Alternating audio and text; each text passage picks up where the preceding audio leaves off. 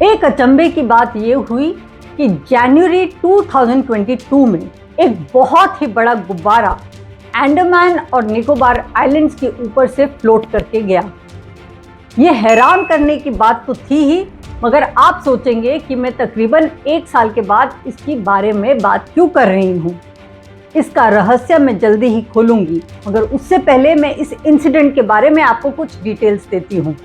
तो जैसे मैंने कहा, एक बहुत ही बड़ा white balloon Andaman Nicobar islands के ऊपर से फ्लोट करके निकला और लोगों ने सोचा कि शायद ये एक वेदर बलून है, क्योंकि वेदर फोरकास्टिंग के लिए इस तरह के इंस्ट्रूमेंट्स यूज़ किए जाते हैं। मगर जहाँ तक जानकारी है, वहाँ मीटियोलॉजिकल डिपार्टमेंट ने कोई उस चीज़ को कंफर्म नहीं किया, क्योंकि इतनी ज़्यादा तादाद लोगों की जिन्होंने देखा। उन्होंने सोचा कि शायद अनआइडेंटिफाइंग फ्लाइंग ऑब्जेक्ट हो, मतलब यूएफओ। जो लोग साइंस फिक्शन देखते हैं वो जानते होंगे, ईटी भी आपने सुना होगा। तो यूएफओ का एक बहुत क्रेज़ रहता है कि क्या एक यूएफओ था, किसी और प्लैनेट से कोई चीज़ आई थी, उस तरह का। मगर उस चीज़ के बारे में भी कोई आगे जानकारी नहीं मिली। तो अब मैं क्यों इसके बारे में आज बात कर रही हूँ, क्योंकि ऐसा ही बलून एक यूनाइटेड स्टेट्स के ऊपर से जनवरी 2023 में निकला और फरवरी तक ट्रेस किया गया और फिर फरवरी में उसको शूट डाउन किया गया। ये था चाइना का एक बहुत ज़बरदस्त सर्वेलेंस मशीन, मतलब कि एक स्पाई के तौर पे बलून, जिसमें ऐसे इंस्ट्रूमेंट्स लगे हुए थे। क्योंकि जब मैंने अंडमान की आपसे बात की तो लोगों ने ये बात कंफर्म की थी कि उस गुब्बारे में 8 पैनल लटक रहे थे। 8 मेटालिक पैनल उस गुब्बारे के चारों तरफ थे जो सस्पेंडेड थे। तो मतलब कि वो ज़रूर कुछ इंफॉर्मेशन पिक कर रहे होंगे, या इमेजेस ले रहे होंगे, या फोटो ले रहे होंगे। ये संभावना पूरी है, क्योंकि ऐसा ही इंसिडेंट अब अमेरिका में हुआ। तब यूएस ने इसकी जांच बहुत ही जल्दी की और सोचा कि ये क्यों गुब्बारा घूम रहा है। और जब उनके इंटेलिजेंस डिपार्टमेंट ने कहा कि एक चाइनीज स्पाई मशीन है, तब यूएस ने उसको शूट डाउन कर दिया और उसको डिस्ट्रॉय कर दिया। इसी कारण से 1 साल बाद अब लोग यहाँ सोच रहे हैं कि जो बलून 1 साल पहले अंडमान और निकोबार आइलैंड पे उड़ रहा था, क्या उस तरह का बलून ही तो नहीं था कि वो भी एक स्पाई मशीन हो। ये संभावना बहुत ज़्यादा है। ऐसे मैं ये आपको इंसिडेंट के बारे में, मैंने अमेरिका के इंसिडेंट के बारे में आपको बताया।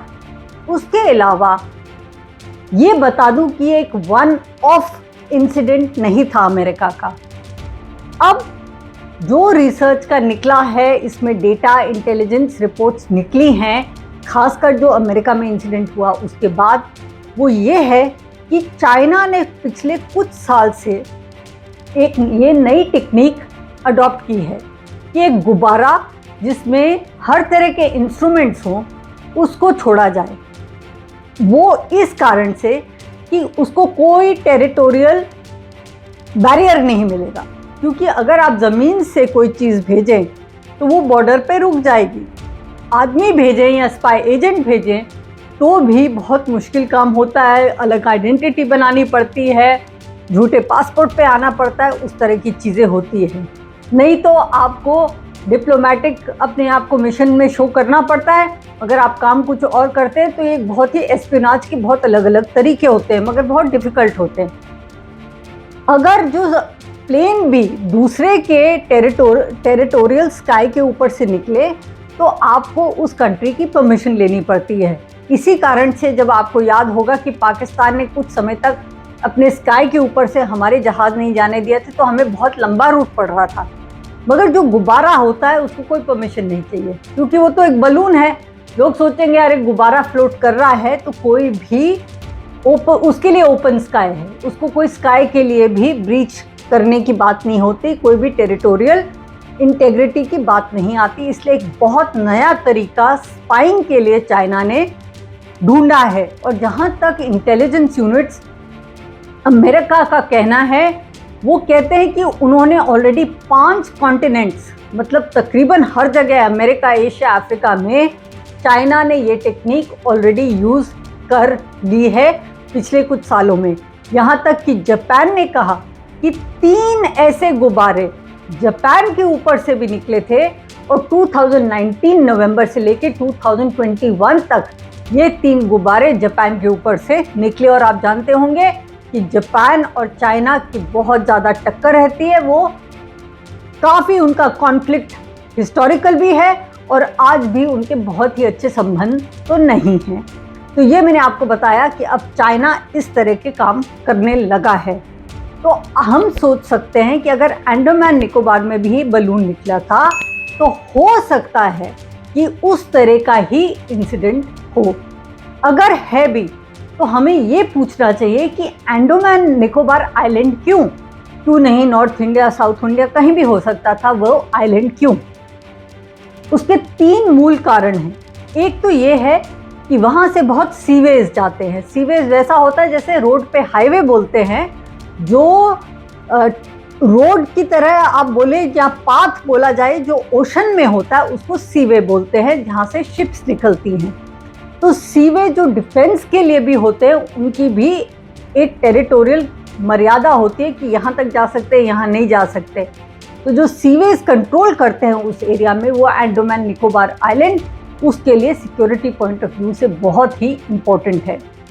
दूसरा कारण ये है कि अंडमान और निकोबार आइलैंड उस जगह पे स्ट्रेटेजिकली लोकेटेड है जहाँ Indian ocean, Indo Pacific ocean को मेल खाता है मलक्का स्ट्रेट के थ्रू। और जो मलक्का स्ट्रेट एरिया है वो हिस्टोरिकली भी और आज भी one of the busiest trade areas है, one of the business trade routes है और बहुत क्रिटिकल है सप्लाईज के लिए। तो वो सप्लाई चेन जो है पूरे वर्ल्ड के कार्गो की, वो उस एरिया से निकलती है। और तीसरी बहुत ही यूनिक बात यह है कि जो इंटीग्रेटेड ट्राई सर्विस होता है, ट्राई सर्विस मतलब आर्मी, एयरफोर्स और नेवी तीनों मिला के उसको ट्राई सर्विस बोलते हैं। इंटीग्रेटेड ट्राई सर्विस का एक बहुत बड़ा बेस, जो पहला बड़ा बेस है, वो अंडमान निकोबार आइलैंड में इंडिया के लिए है। तो ये 3 वाइटल कारण है कि वहाँ पे कि कोई दूसरा कंट्री वहाँ पे जासूसी क्यों करना चाहता। तो ये है। अब हम सोचेंगे कि इंडियन गवर्नमेंट का क्या रिस्पॉन्स रहा, क्या उन्होंने नहीं सोचा? जिस प्रकार अमेरिका ने एकदम सोचा, अमेरिका ने सोचा ही नहीं।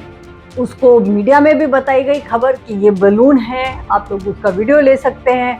फिर उसको ऑब्जर्व किया और सबके सामने मीडिया की ग्लेयर में और उनको बताते हुए यूएस डिफेंस ने उसको शूट डाउन करके डिस्ट्रॉय किया। तो हमने ऐसा कुछ भी क्यों नहीं किया? एक तो ये चीज़ हो सकती है कि उसका ध्यान नहीं गया कि स्पाई बलून हो सकता है, क्योंकि इस तरह की टेक्निक के बारे में हमें अभी अब ज़्यादा जानकारी मिली है जब ये इंसिडेंट अमेरिका में हुआ और यूएस इंटेलिजेंस एजेंसी ने इसके बारे में पता किया। दूसरा ये कारण भी हो सकता है कि इंडिया ज़्यादातर कोई भी इस तरह के इंटेलिजेंस ब्रेक थ्रूज करता है तो भी ज़्यादातर साइलेंट रहता है, क्योंकि हमारी कंट्री के भी रॉ हैं, आईबी हैं, ये लोग भी बहुत इन्फॉर्मेशन जो गैदर करते हैं कि दूसरे लोग हमारे देश में आके किस तरह से जासूसी कर रहे हैं, उसको उस तरह से मीडिया ग्लेयर में नहीं लाते जिस तरह से शायद अमेरिका में उसको पब्लिक बनाया जाए। तो ये भी एक कारण हो सकता है। उसके अलावा अगर हम अपने चाइना के साथ ताल्लुक़ देखें तो वो भी बड़े कारण हो सकते हैं कि इंडिया क्यों साइलेंट रह रहा है इन चीज़ों पे। आप जानते हैं कि हमारे बहुत तनाव रहा है चाइना के साथ कुछ समय से, और हिमालयन बेल्ट में हम बिल्कुल face to face, eyeball to eyeball हैं।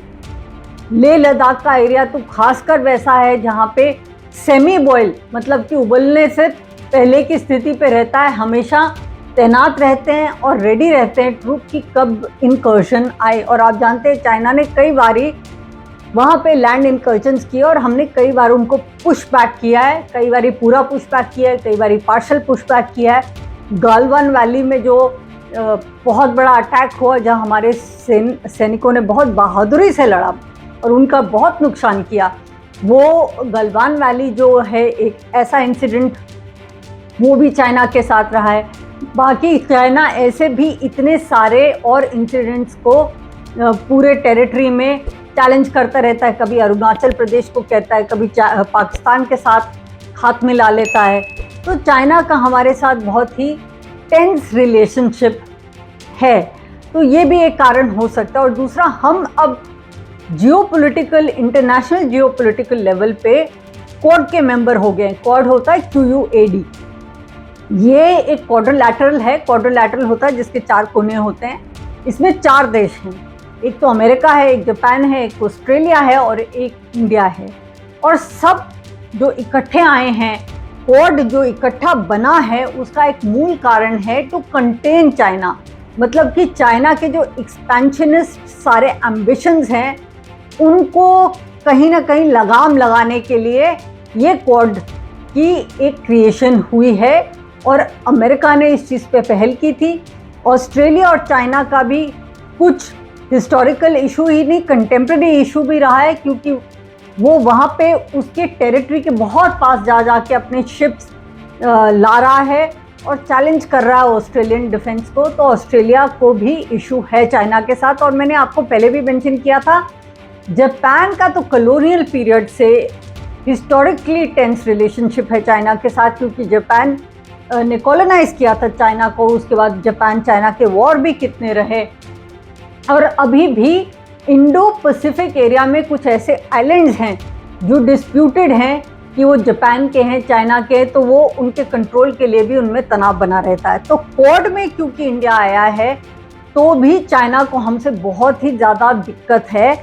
और इसी कारण बहुत ज़्यादा इंडिया वोकल नहीं होता जब इस तरह के इंसिडेंट होते हैं, क्योंकि मैंने कहा बॉइलिंग पॉइंट पे पहले ही रिलेशंस रहते हैं। और बहुत ही हम लोग को टाइट रोप डिप्लोमेसी करनी पड़ती है कि अगर चीज़ें एस्केलेट ना हो जाएं हिमालयन फ्रंट पे या नॉर्दर्न फ्रंट पे, क्योंकि हम लोगों के रिलेशनशिप्स कोई फ्रेंडली नहीं है। और इंटरनेशनल ऑर्गेनाइजेशंस में भी कई बार UN ने चाइना ने हमारे अगेंस्ट वोट किया है।